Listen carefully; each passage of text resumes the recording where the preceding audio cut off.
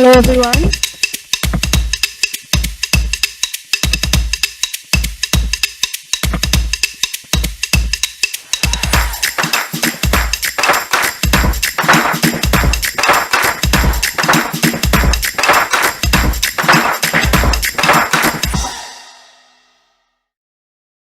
Hello, everyone. We hope you enjoyed your lunch break. We're now ready to start our third panel of the day, so I will hand it over to Simone to moderate.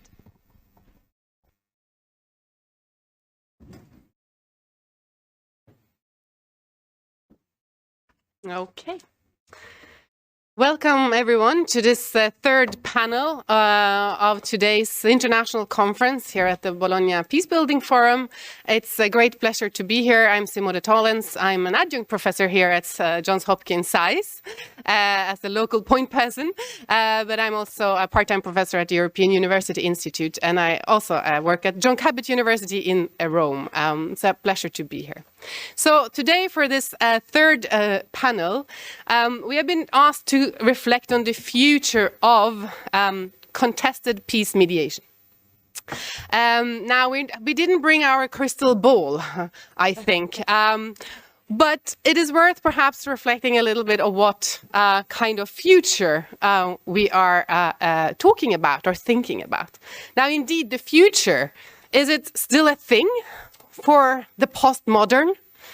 You know, modernity kind of owned the future, but we are now in a different place, where the future perhaps is described often as uncertain, where international politics is geared towards preventing the worst case scenarios, rather than necessarily committing and building conditions for a sort of a positive epistemology future.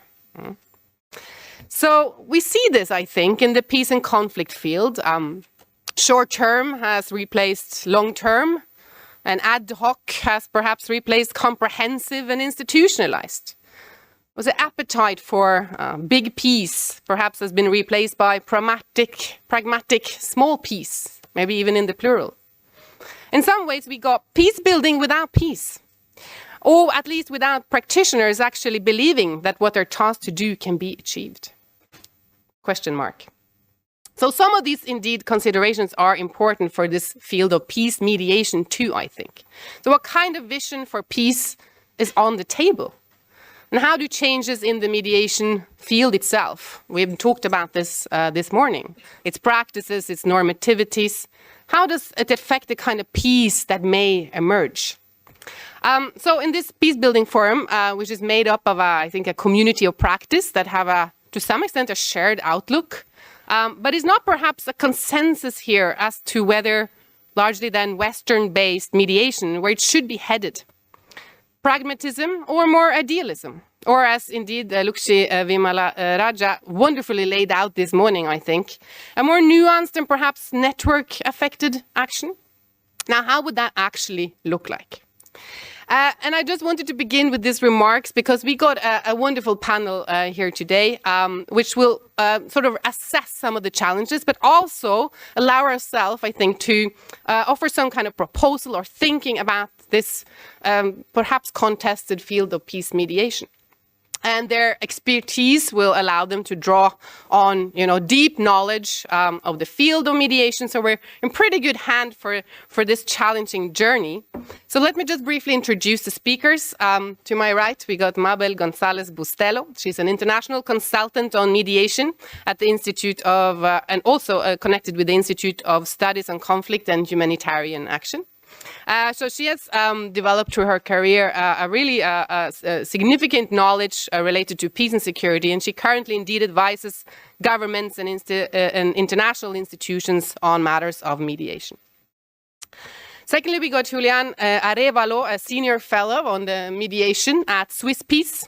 And he has worked for 4 years as the Dean of the Faculty of Economics at the Universidad Externado de Colombia and as an associate of the Institute for Integrated Transitions in Spain. And before that, he's also worked at the Office of the High Commissioner for Peace of Colombia and was also an advisor to the Minister of the Interior. So his experience from the Colombia process is extensive.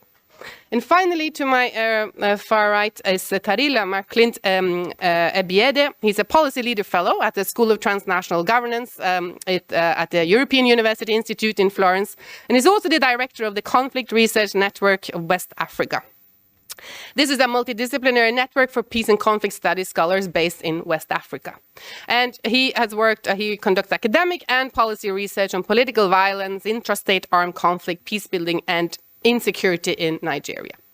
So with this wonderful panel, we're going to wake you up for your planned post-lunch snooze, particularly also because we're going to change a bit the format. So we're going to have a bit more conversational format.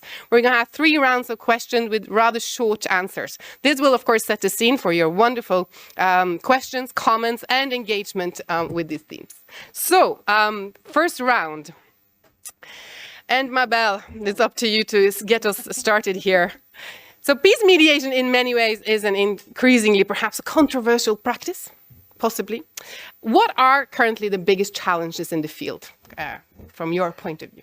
Okay, so this will be my first answer and probably the most pessimistic one. I promise I will be more optimistic in the next two rounds.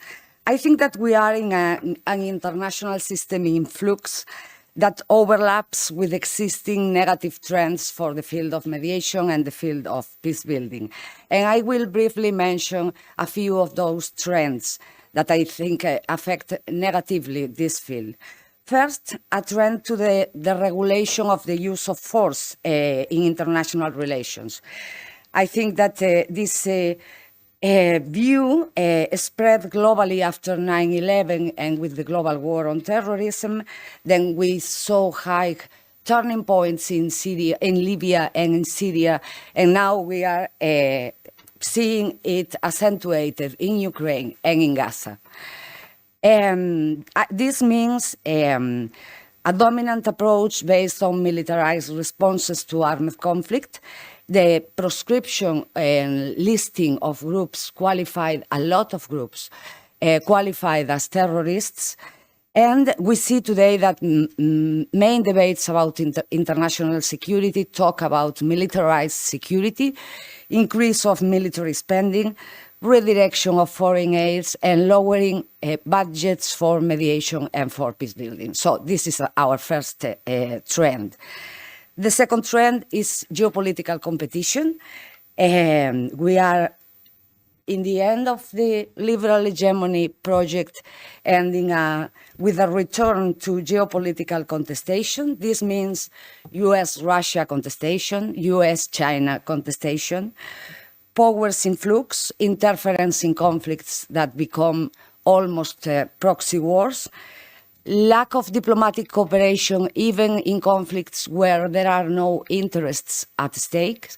And this means paralysis in the Security Council, lower approval of peace operation, less peace agreement. With this emergence of middle powers, assertive in their foreign policies, not necessarily bad, but this means a multipolar world with more points of big and intermediate power, and in the whole system with more uncertainty, I could say. And this new configuration in the world system means that the double standards that are not new in international relations are now probably perceived as more evident than ever. We see that some wars are important and their parties and their victims deserve global support, such as Ukraine, and I don't question that. But we see that other wars seem to not be important. Ethiopia, the DRC, who remembers the DRC, for instance? It seems that some violations of the laws of war matter, such as Ukraine, and others don't, such as Gaza. So those double standards are creating some skeptical views in countries, in peoples around. There is a awakening third trend of the norm of seeking political solutions to violent conflicts. for many reasons, there are many actors at the global level, at the national level, at the regional level, that are against negotiation or mediation. And we see this, I will take two examples. First, those conflicts where you have groups with jihadist or different ranges of Islamist agendas. And those are very numerous groups nowadays. Almost half of the global conflicts are in this category. This relates with the old, not so old, but global war on terror, and the sentence or the prescriptions that we don't negotiate with terrorists. So there is there was a consensus in that those are groups with whom we shouldn't negotiate, and those have been groups with whom it has been very difficult to mediate for political reasons, for legal reasons, for juridical consequences, etc.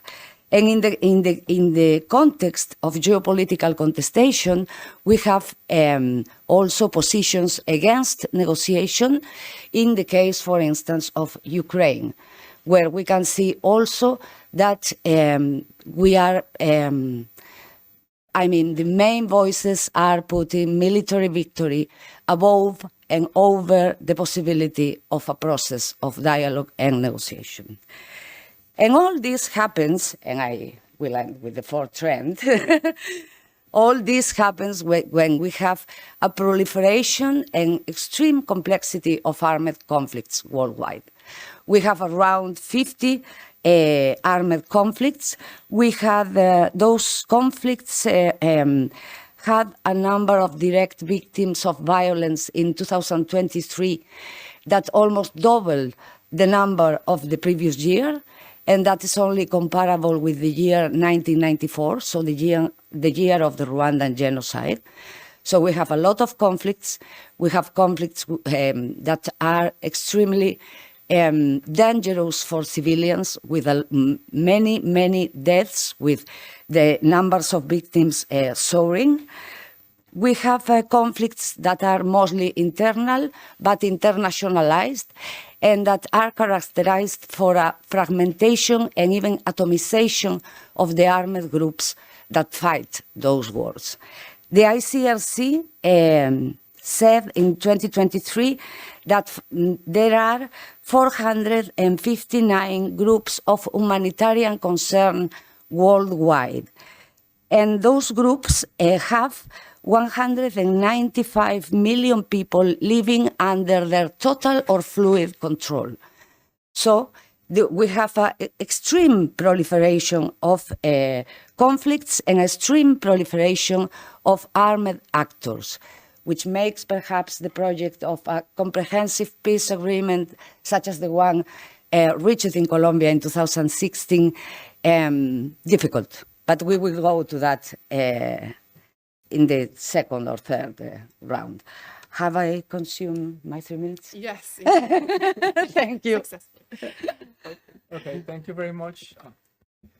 Thank you very much for the invitation, for having me here with you. And I want to share also some key trends or biggest challenges that we are seeing today. I just want to mention something that has been mentioned before.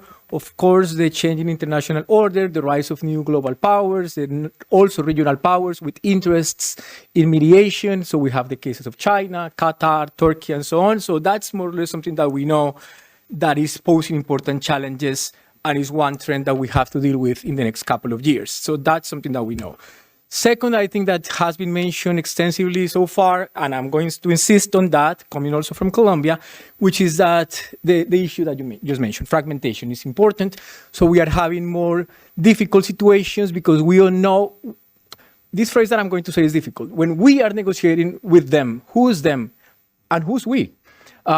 Because when we are negotiating with them, we all know about their structure of command, if the people we are talking with are the right people in terms of having the possibility of making decisions and putting a stop to violence and so on. So we have doubts about who they are. But can we make our own decisions in terms of also putting an end to violence and doing the transformations that we are committing to, for example, in the 2016 agreement in Colombia. So we see a lot of issues of fragmentation.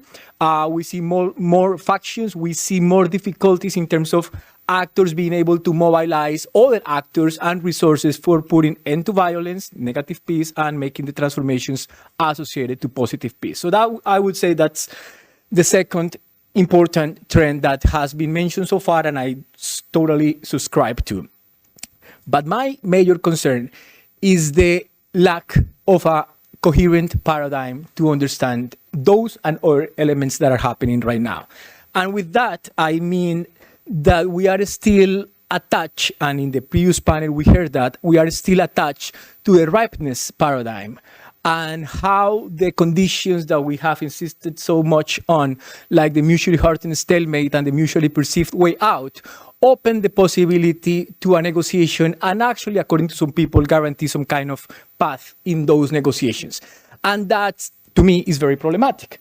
So today we have contexts that are completely different to what we saw in the past. So we can say that ripeness theory had some explanatory power in the 1990s, perhaps a little bit in the early 2000s. But now we have, as we said, a lot of fractionalization. We have a permanent changing context. We have multiple issues. Somebody mentioned today before the intersectionality of different groups. So we have so many variables that we cannot say that parties are negotiating because they have a mutually hurting stalemate. And in many negotiations we have seen so far, we see today, there is no mutually hurting stalemate, there is no mutually perceived way out, and people are negotiating. I would say that it's a mistake to judge the possibility of an agreement or actually reaching an agreement because we had those conditions in the past. Or, contrarily, we cannot say that we are not able to move forward in a negotiation because we don't have those conditions. I would say that we are putting, as social scientists, a lot of emphasis on the structural aspects of the different conflicts that we are seeing, how powerful the groups are, how internally organized they are, and we are missing the attention that is due to the actual negotiation. And we have, this connects to what you were saying towards the end in the case of Ukraine. We have to think again about what a negotiation is and the role of a negotiation not to ratify the conditions in the battleground, but to transform the relationship between the parties. And those are two completely different things. In war, we know our identities, we know our priorities, we know that we are adversaries and that I want to destroy the other side and they want to destroy me. That's more or less the logic of war, as hard as it sounds. In negotiation, we have to be able to overcome those identities and those interests. That doesn't mean that we are going to be friends at the end. Maybe yes, but that's not very important. That means that we can identify common interests for which the different parties are going to work. And that happens with the negotiation. Somebody before mentioned, for example, the need of having trust for going to a negotiation. And I would say, no, you go to a negotiation and in the negotiation, you build trust. Because if we build trust to talk to our enemies, that's never going to happen. Or that's very difficult to happen. So we go to a negotiation, of course, we design the process. I'm going to talk about that later. And then we can allow the negotiation to transform the people who are engaged in the talks. So connecting to something that was mentioned this morning, more attention to agency in relation to structure. Structure is important, of course, don't get me wrong. I think structure is important. So we need the interaction between structure and agency for designing our negotiations. And that word that I have used 2 times, design, I think is the key to link the analysis of the conflict that we make and the negotiations, those unknown spaces into which we are jumping, to create the conditions that allow a transformation of the relationship between the parties. I would say, just closing this short intervention, that besides the real problems that we are seeing in the world that have been mentioned, one of the key challenges that we have is that we don't have the right paradigms for understanding those challenges, those conflicts that we are seeing today. And to me, and some colleagues, moving away from ripeness theory and introducing more elements of complexity that we can discuss later on, we can go in the direction of having better tools for addressing those challenges. That would be my first round. Thank you very much. Thank you very much for really bringing forth so much evidence and analysis to this important question. I will be reflecting on this question from work that we've been doing in Nigeria on local peace building institutions in the country and the work they do on mediation. The lessons that we learn in relation to efforts by local institutions to build peace in conflict contexts in Nigeria. Why is this important? I mean, we've reflected on the international environment and also key examples from places like Colombia. But I want to draw your attention to the fact that 95% of all communal conflicts occur in context of civil wars across the world. And communal violence continues even when civil wars come to an end. Also, we also see that in Africa, while we reflect a lot about the Sahel, as many colleagues here will mention, we also see an established conflict belt that connects the Equatorial to the Sahel, from Somalia on Ethiopia. Almost 1 million people died in Ethiopia within the space of 6 months. So, let's be generous, a space of 1 year, 1 million people die in active conflict. This is a serious conflict. And then if you move down, you go to Chad, Central African Republic, we see a form of disintegration happening around that belt. And while these conflicts are framed, Sudan is in our face, and Bustelo mentions the issue of which conflicts are important and which ones are not. But you see these regions that people are dying. In Sudan, much more people have died recently from war. But also within this context of conflict in Congo, you can mention, I can go on. Within this context of conflicts are ongoing communal violence that, while we look at the overarching civil war context, that these conflicts may continue across beyond even when civil war comes to an end. So when you're negotiating and the mediators come into play and without paying attention to these layers of conflict and focus on the big peace agreements and the major actors of conflict coming to sign peace agreements or to come to the table, and do not pay attention to these other layers that actually account for more fatality in the conflict than the overarching major narrative of the conflict. This is important, and that this is one of the key challenges that I think from our research and our work, and I'll give you a few examples before I pass on the microphone.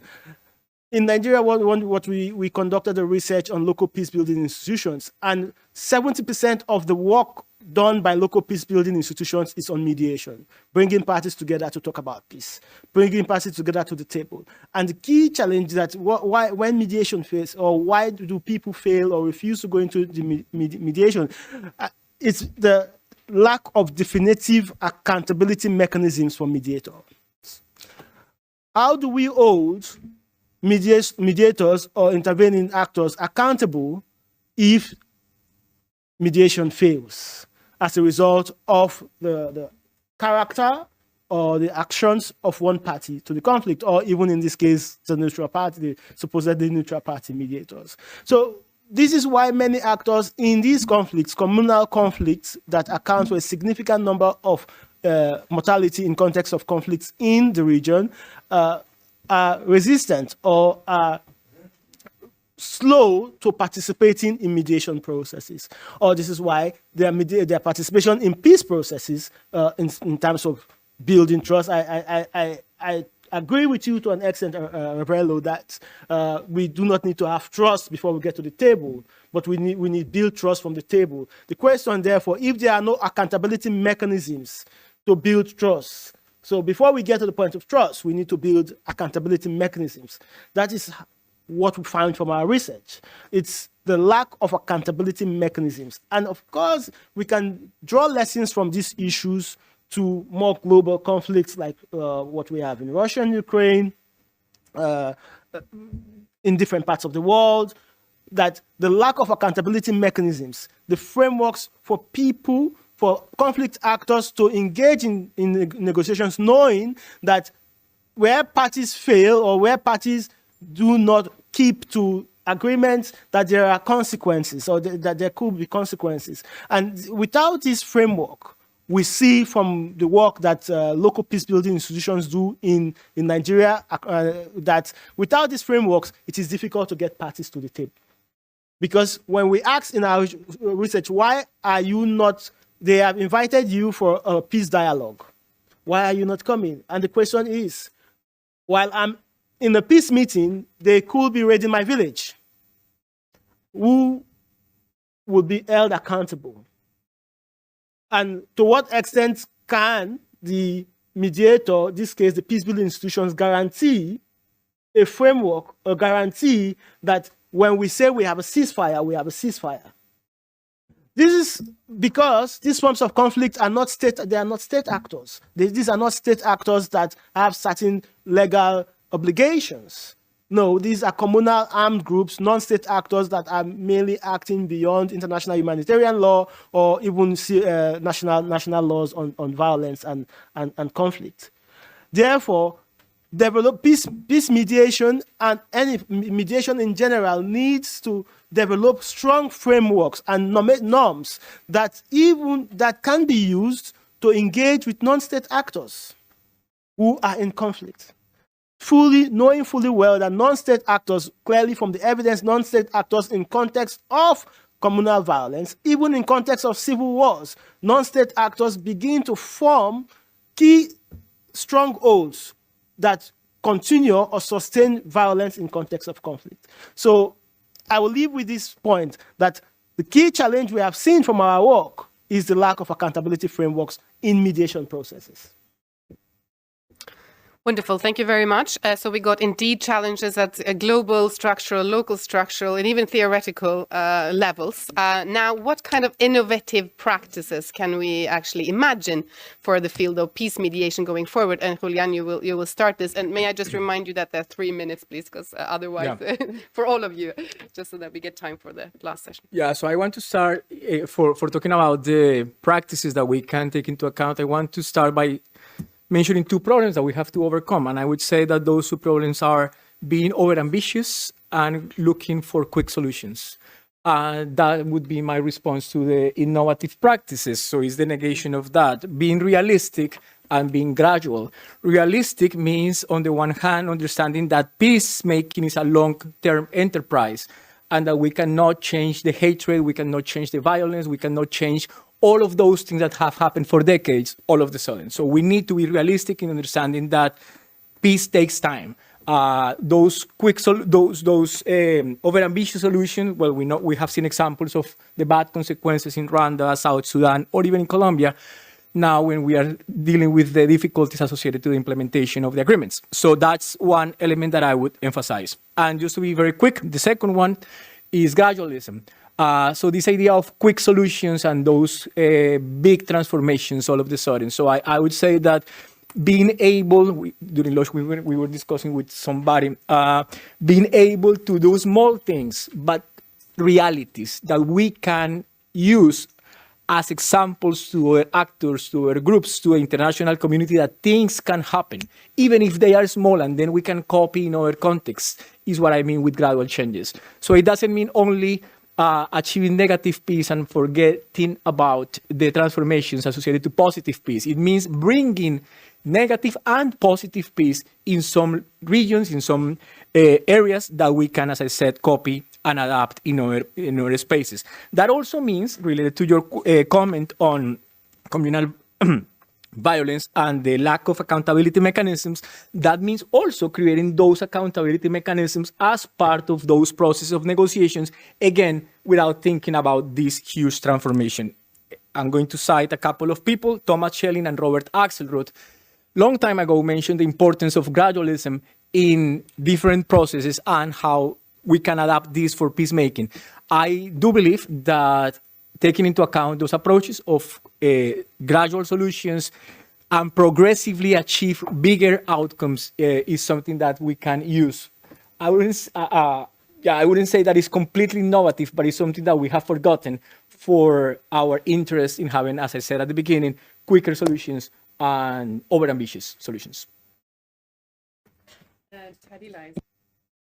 Thank you, Julian. And I will say that really one solution, one thing we need to reflect on is proliferating the space of peace mediation. What do I mean? It's, in my view, and from the evidence that we've seen, especially in context of communal violence, and I think this will be a shocker, we don't think conflict actors need to talk to each other.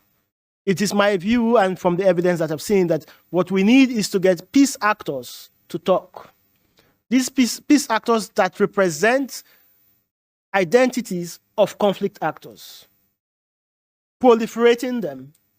And this will be in the form of more multi-track diplomacy. It's engaging more actors who are peace mediating actors to speak, knowing fully well that we create more nodes of peace. What I mean, nodes of peace. We create more peace nodes within a conflict context. So when we have a proliferation of actors, conflict actors, we also need to create several peace actors who are then able to connect to conflict actors within their spaces and converge as peace actors in one space, therefore proliferating and developing the capital, the ideas that will be used to engage conflict actors gradually. The idea is that, from what we've seen in communal violence, that due to the lack of trust, conflict actors are a lack of trust and lack of accountability. Conflict actors are hesitant to come to the table.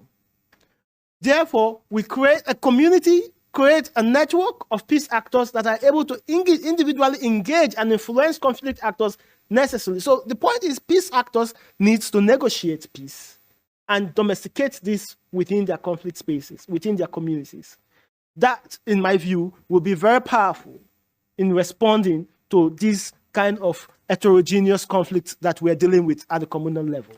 But of course, this may not apply for much more state civil war or state violence. But dealing with this form of conflict that leads to significant mortality rates in conflict context requires really a network approach and not just two-level actor, but much like a much more proliferated approach that brings more people together. Thank you. Thank you. I think I will take some of the ideas already expressed, but I will propose as an innovative practices, and I know that it shouldn't be an innovation per se, but use this fragmentation in conflicts, fragmentation in actors, fragmentation in mediation as an opportunity for change. Because we are seeing conflicts more fragmented and more atomized.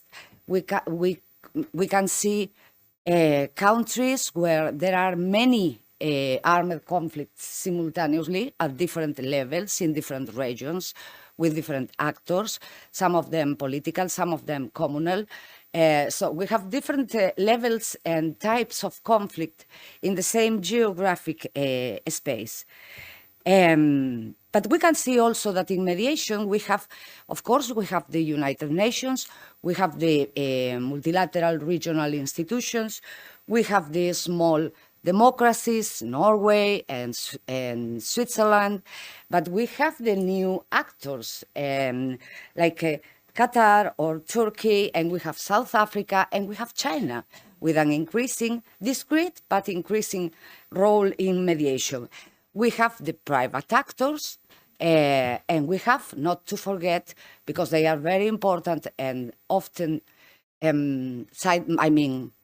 almost forgiven, the insider mediators, a critical and not adequately protected figure. So it might be, so mediation no longer belongs to us as Western mediators, or no longer belongs to a single actor. There are many actors in mediation. So perhaps we could propose to work with, if not in coordination, at least with more coherence between our different areas of work. In mediation, we sometimes ask one question when we are planning for an activity. What do you think? Should this be discreet, secret, or confidential? I mean, we tend to hide information. We need to, because confidentiality and the security of information is critical for the work we do. But at the same time, sometimes it does mean that there are many mediators in one space and nobody knows what the others are doing. So perhaps exploring how to work together, how to work more coordinated, accompany the conflict analysis with a good mediation analysis would be a good first step, perhaps, and increase our possibilities for success. And I need to refer to what Christine Bell from the University of Edinburgh calls multi-mediation. If we have many conflicts and actors and many mediators in one single space, but probably, she says, a good conflict analysis will tell you that there is no way that we can reach now a total and comprehensive peace agreement for this conflict. Perhaps, she says, those third parties, diplomats, regional organizations, private mediators can work whenever they can to help solve local conflict, to help de-escalate violence between two or more actors, to undertaking community-level actions.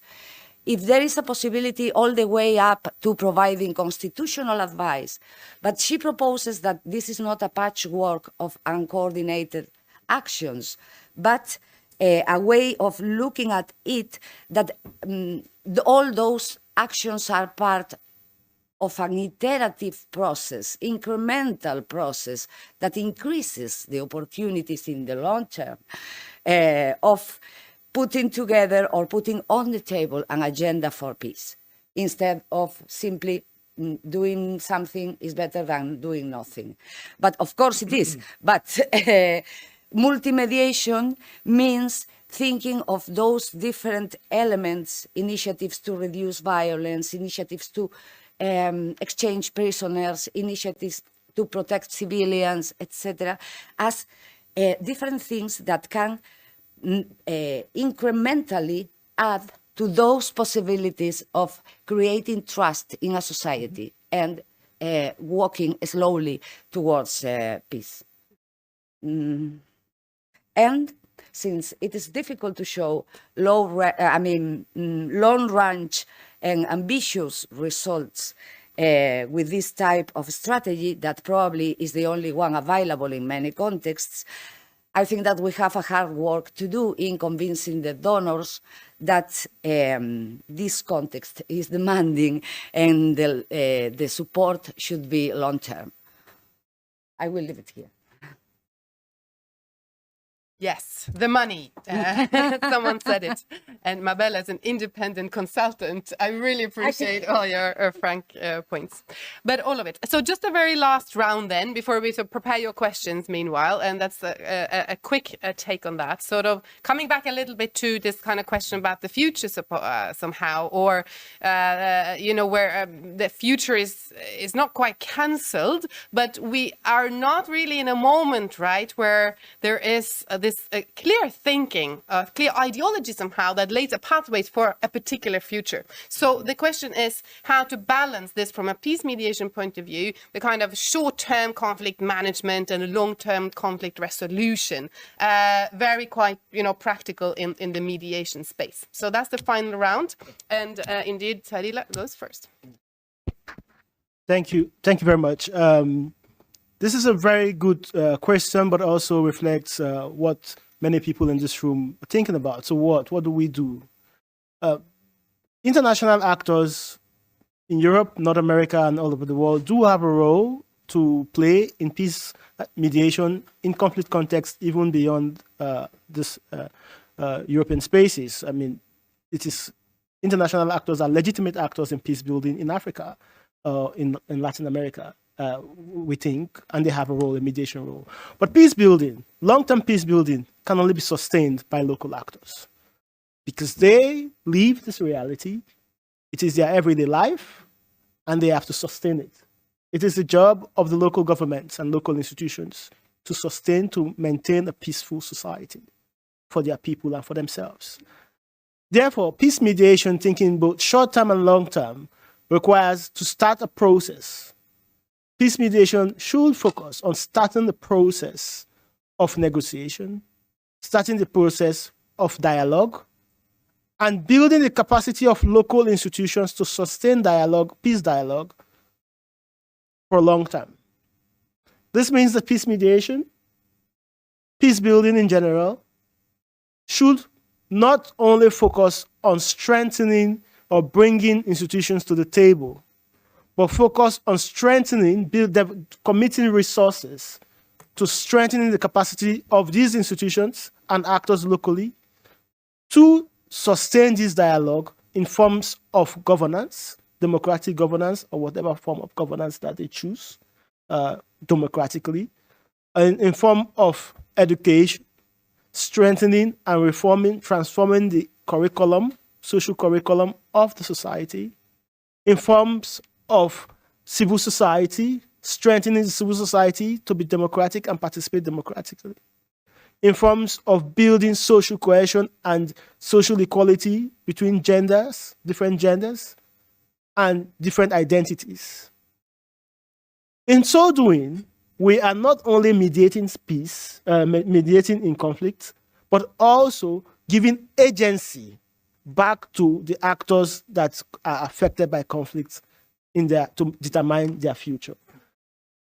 In summary, people affected by conflict need to determine their future by themselves. We need to facilitate that from Europe. I am in Nigeria and I live in the Netherlands. And every day I sit and watch Dutch news and see a Dutch contribution, international contribution to, it seems very interesting. And I discuss this with my Dutch colleagues about what the Netherlands is doing here and there. But I emphasize that it is the people in those countries that are affected by conflict that needs to sustain whatever investment that we put in those countries. Thank you very much. Thank you very much. Well, yes, I think that we, in this situation, how can we balance long-term conflict resolution and short-term conflict management?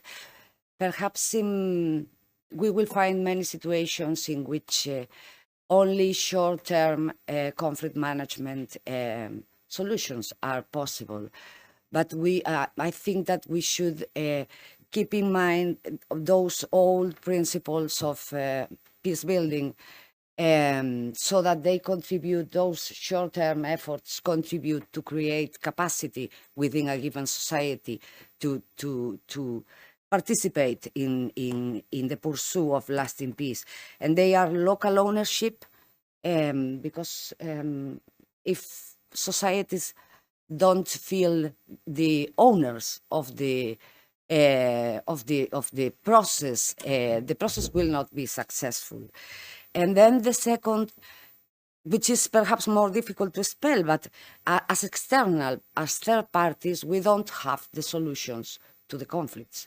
I mean, we can promote the creation of spaces where the parties can have initial conversations, where trust can be created over time, but the people who live through the conflict, who suffer from the conflict, and who will find eventually the solutions to the conflict will be them.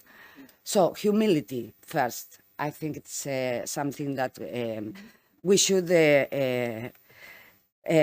keep in mind. And I think that this connection of the short term and the long term connects with the multimediation thing I mentioned in my previous response.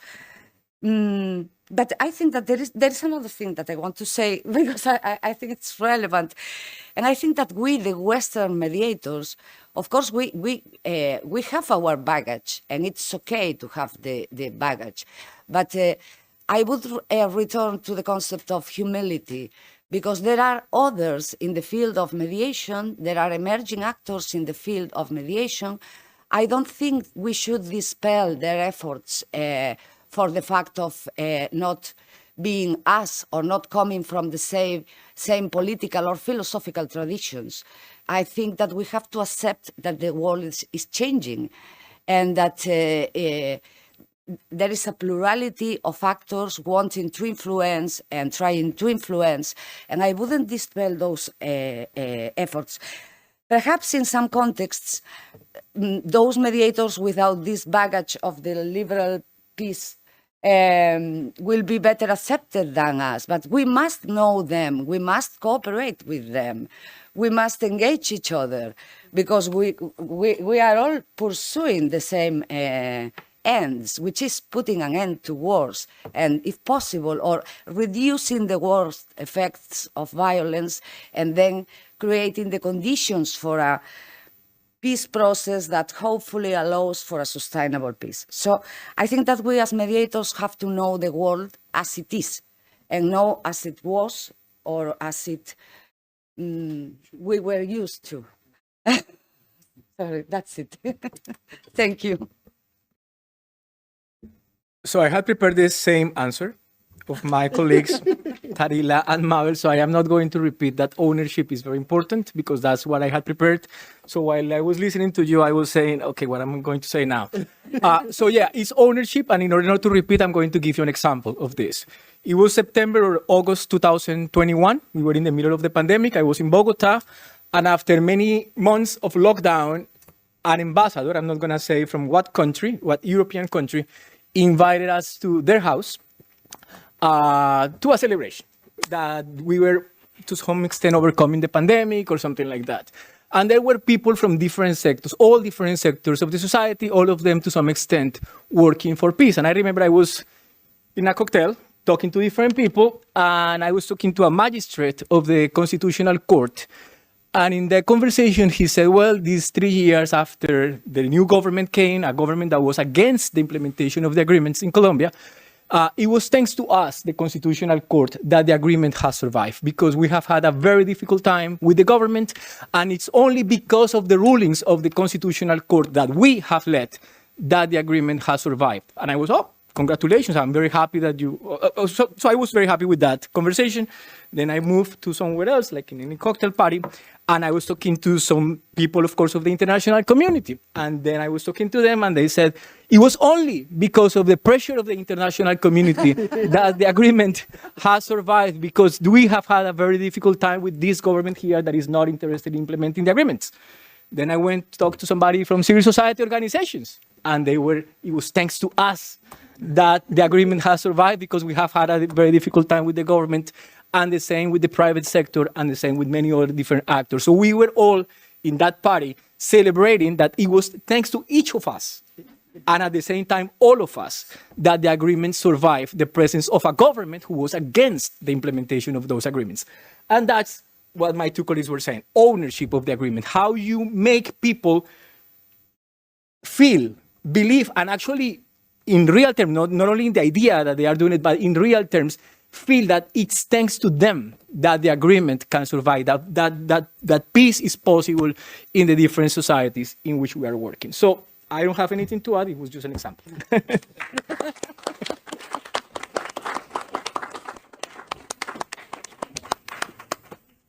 Okay, wonderful. Thank you so very much. This was excellent rounds getting us started and setting out some actual proposals, right? One thing is diagnosing. Another thing is actually daring to put some colors to alternative pathways.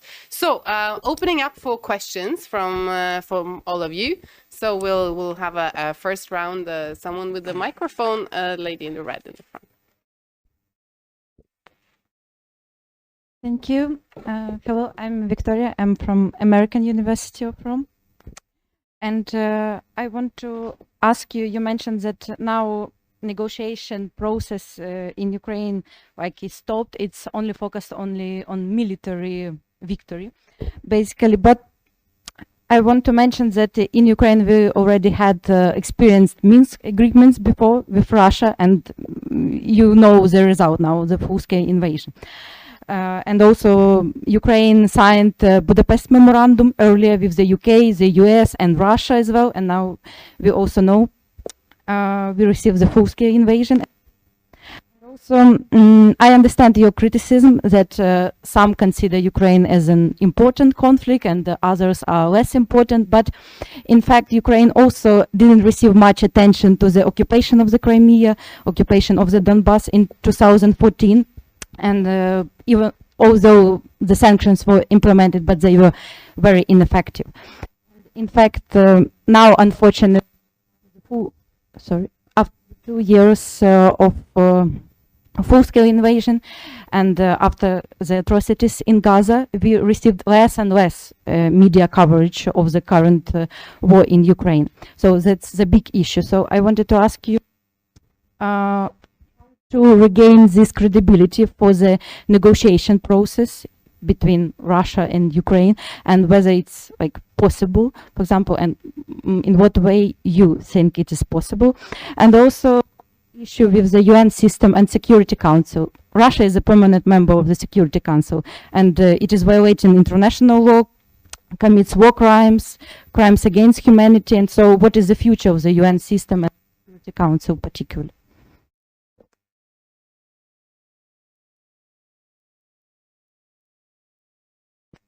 Yes. Other questions? Okay, front row here. We take a few. The two there, and then we take the four. Yeah. Oh, okay. Sorry. Thank you very much. Giovanni Scotto, University of Florence, and co-founder of the Italian Initiative on International Mediation, loose network of colleagues, professionals, friends who try to foster this idea in our country.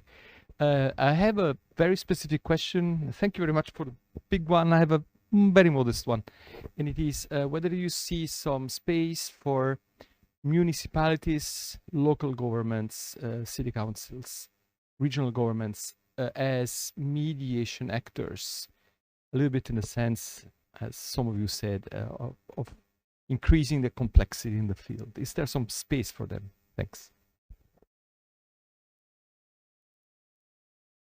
Thank you. Yeah, I would like to go back a bit to the concept of comprehensive peace agreement, and has been exposed by the various panelists. Mabel also mentioned that explicitly.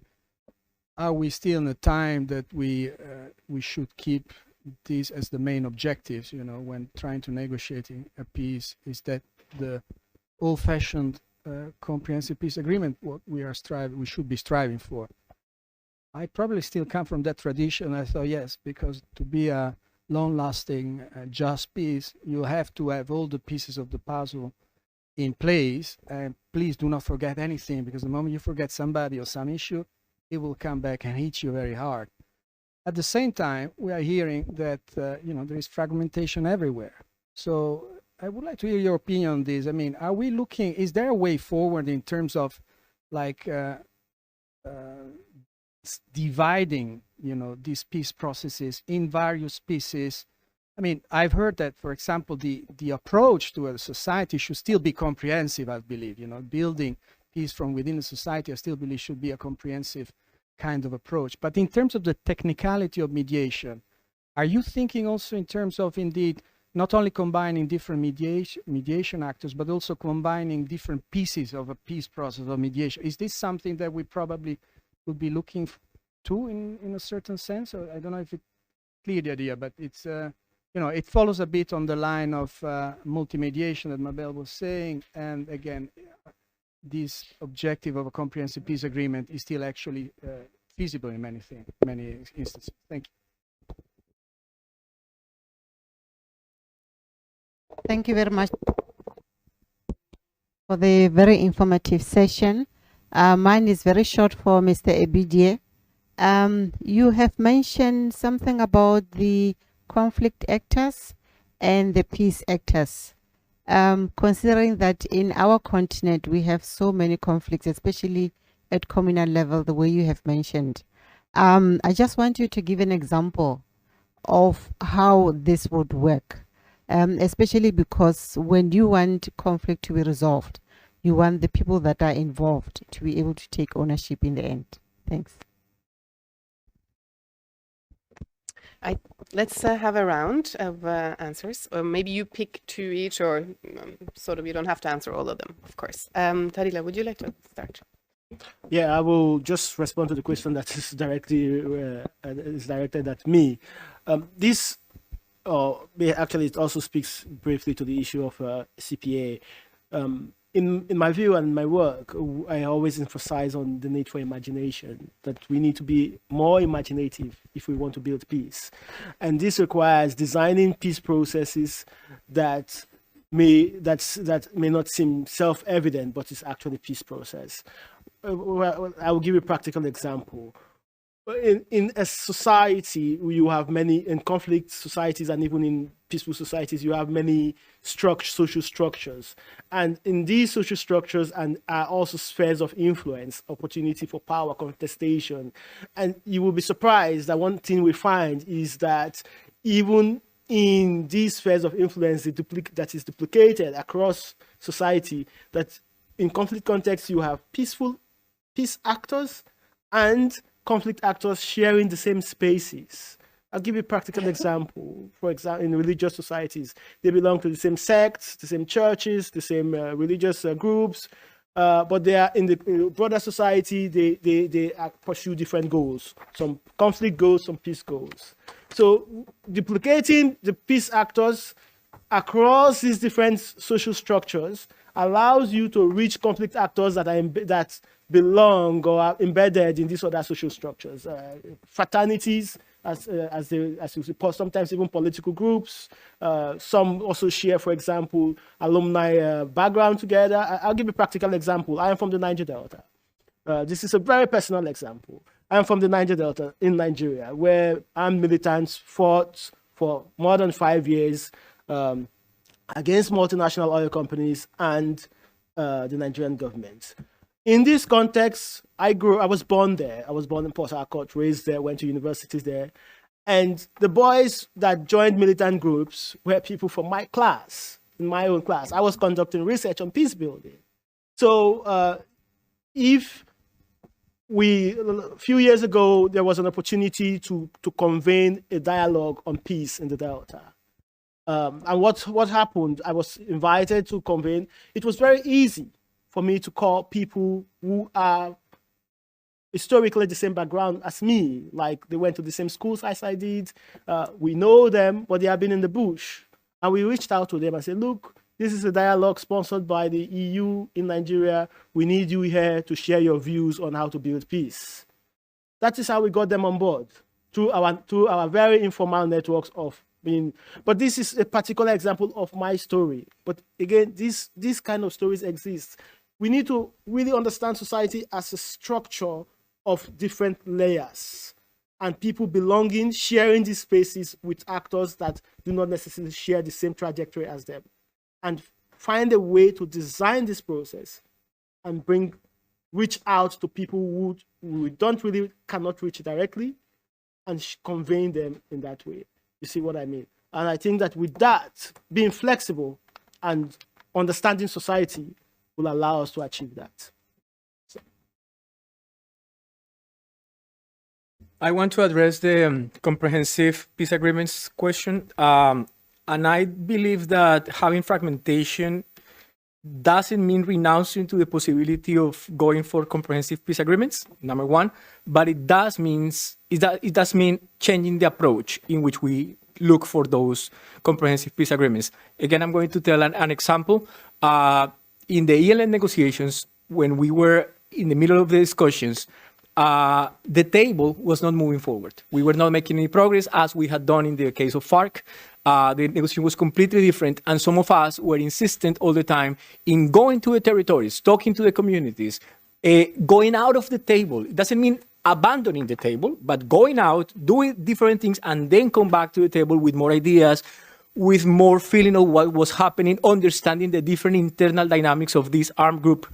And that was something very difficult to achieve in that negotiation. At the same time, the ELN is famous for having an issue of internal fragmentation. And then there were two different approaches in our government delegation. One was, well, they need to be coherent so they can talk to us.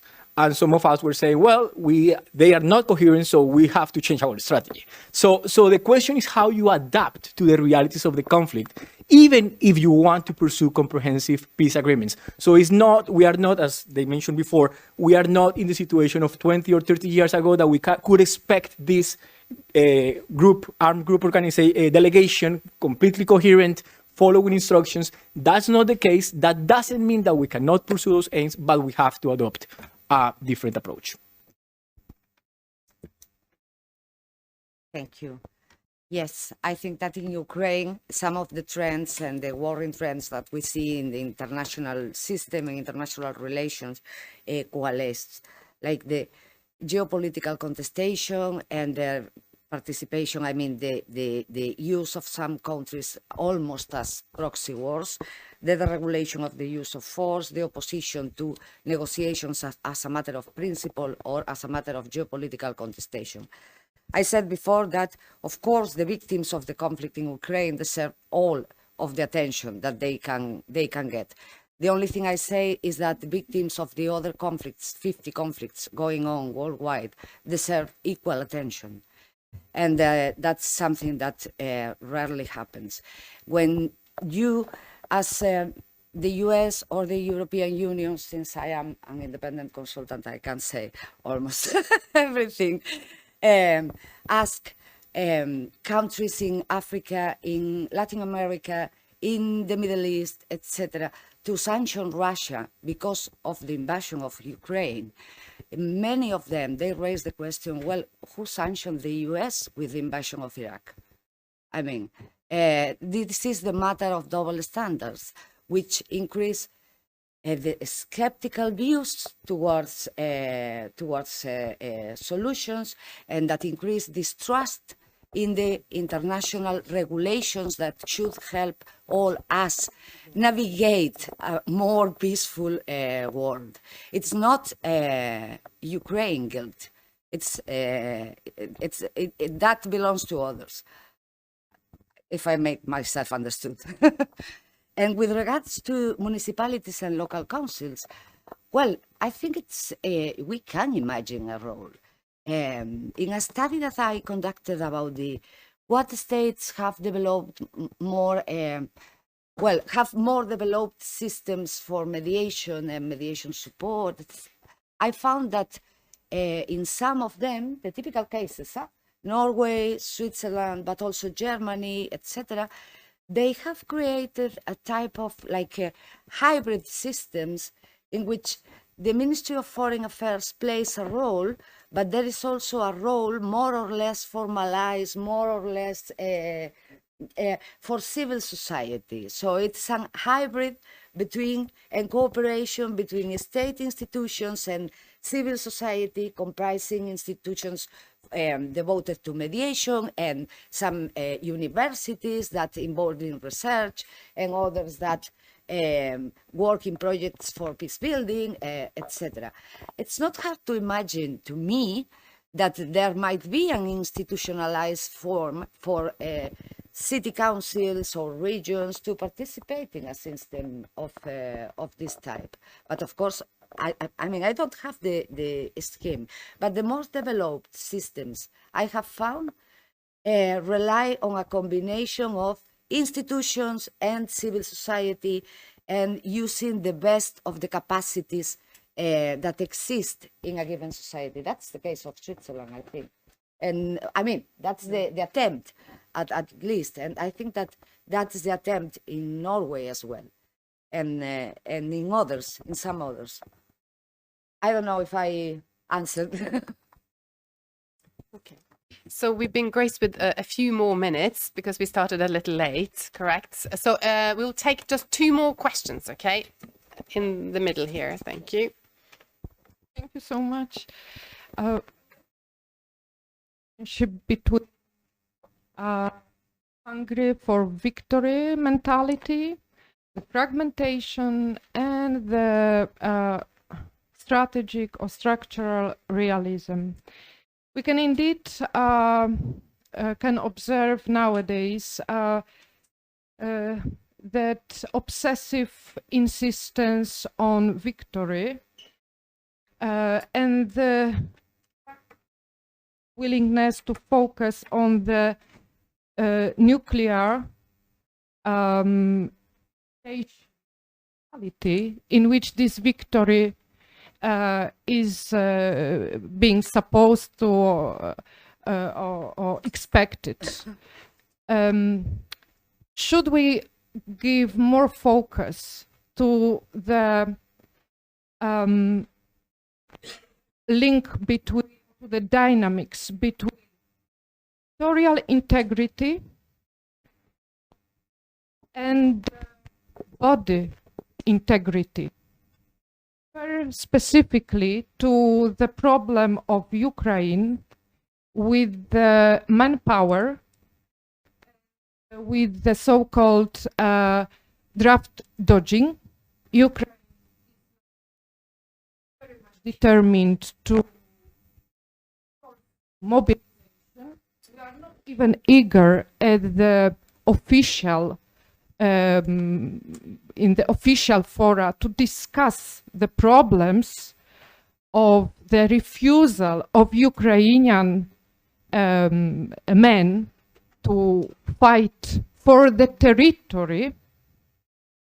So what's the dynamics in the international law? What's the dynamics, or what attention should it receive, the dynamics between territorial integrity and the body integrity of people who are being currently forced to fight for the lost territory in the nuclear reality? Okay, final question. Thank you. What do you think about the proposal advanced by the President von der Leyen and also by many other politicians to nominate for the first time a commissioner for defense? Do you think that it would be, I mean, it's time to put pressure also, each of us, on our government to explore a concept of security, a more integrated security? So not a defense commission, but a security commission in which mediation is part of. Considering the fact that the global threats that exert a pressure on Europe itself have to do not with war. The wars are the answer. But the major threat has to do with natural resources, migration, economic development. So we need a more integrated security concept.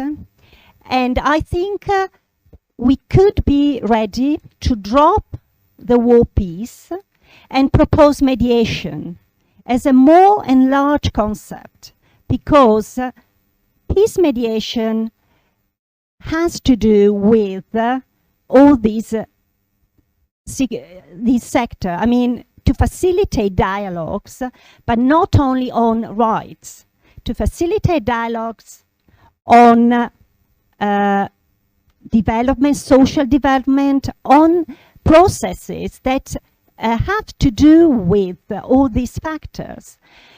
So I think if we want to have recognition, if we want to have funds, if we want to really facilitate resolution of conflicts, we need to go to the roots and maybe change the paradigm, as you said. We need to change something big, the paradigm itself.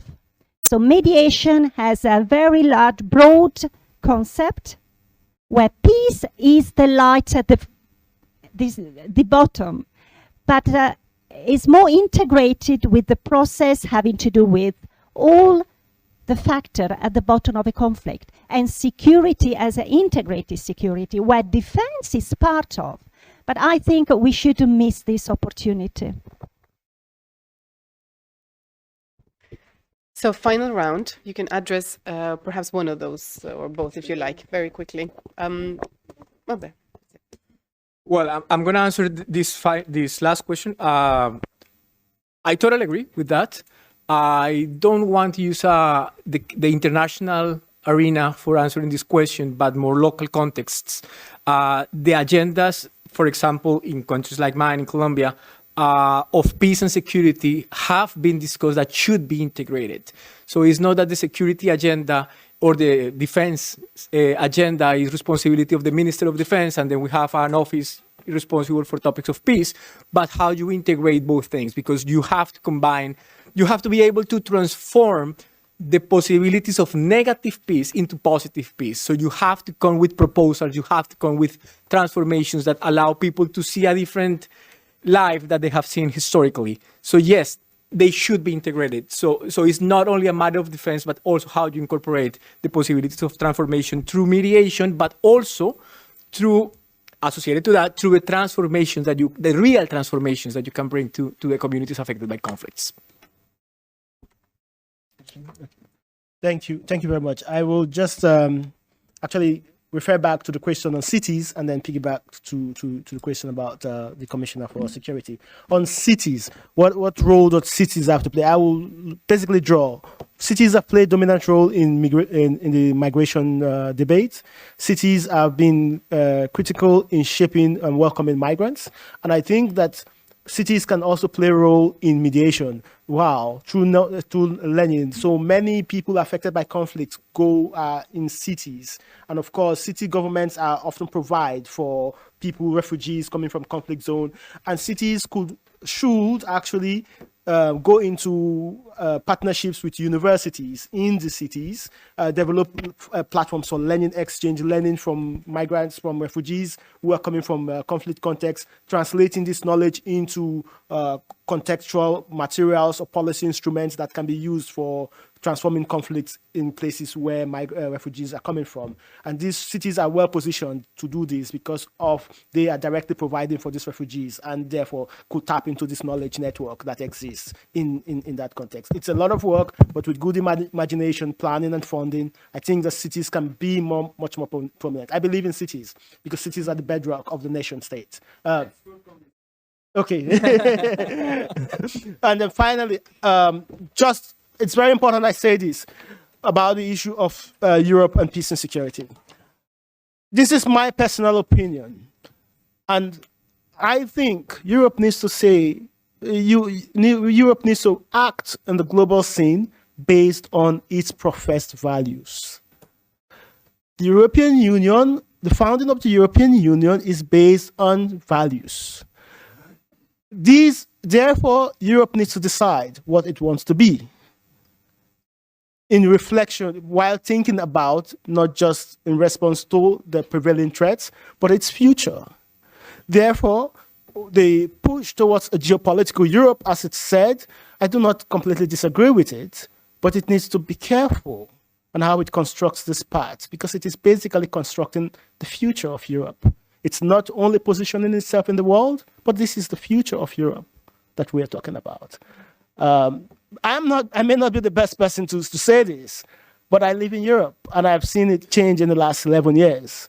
And Europe needs to think carefully, not just respond to Russia or to politics in the US, but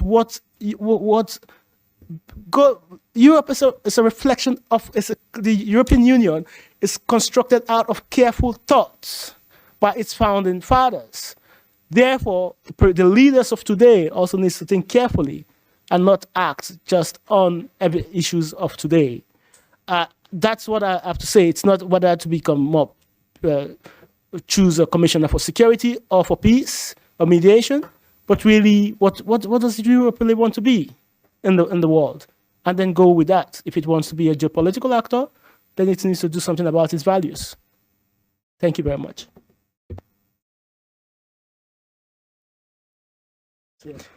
I do agree the European Union is based on values, but it was constructed on joint work between the different parties, the different countries.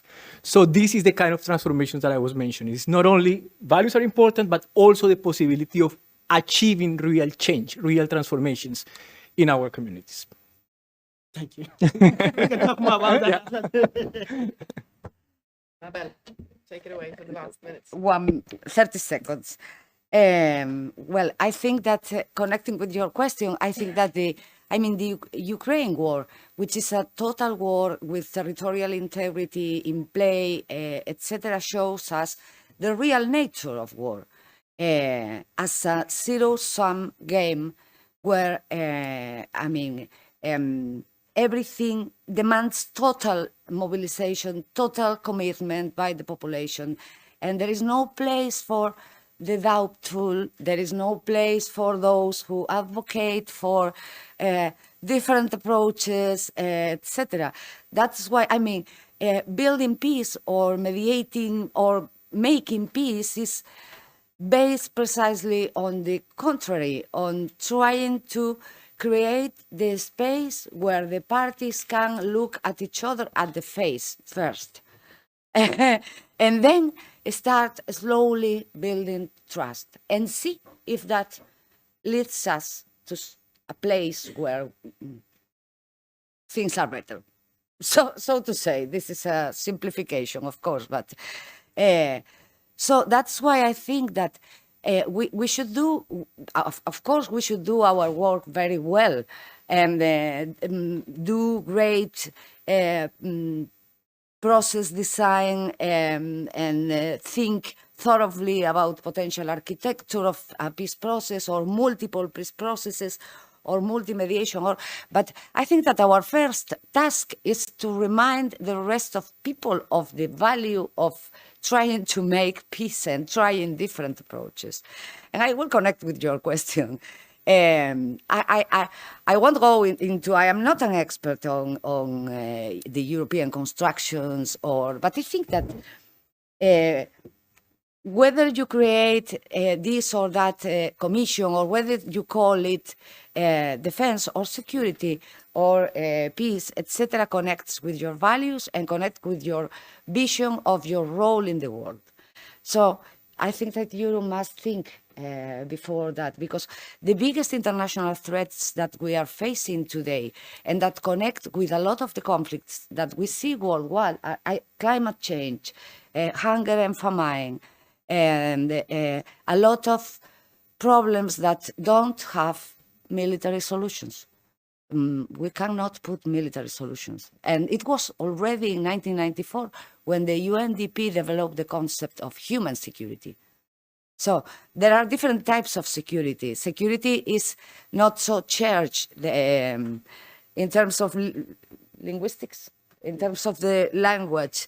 So it allows for more open approaches. But this is my last comment. Thank you very much. Okay, thank you so very much for this lively session, unpacking, really getting into the complexities of things and daring to, look into the crystal ball. So thank you very much. So before going on coffee break now, we are not having a coffee break. What? Before going straight to the next panel, join me in a round of applause, please. Thank you. So thank you to the speakers, and thank you to all the speakers we have had today for generously sharing their ideas and expertise. We will now be moving to final remarks. So I kindly invite